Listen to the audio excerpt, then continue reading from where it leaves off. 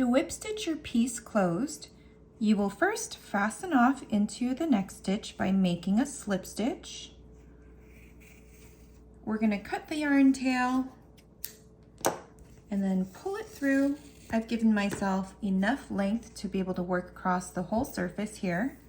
Thread your yarn tail onto your darning needle. And then flatten your piece so that both layers are squished together like this. Then we're going to go under both loops of the front layer facing us, and then go through the back layer in the back under both loops as well.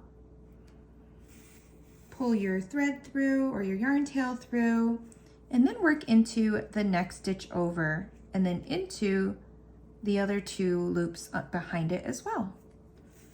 So when you keep on doing this, we're going to get kind of this diagonal seam running across where we whip stitched. And this is a really common amigurumi technique used to close up lots of pieces. That's our third one. Fourth. We're almost at the end here. Fifth. And one last one. The edge one might be a little challenging to get into.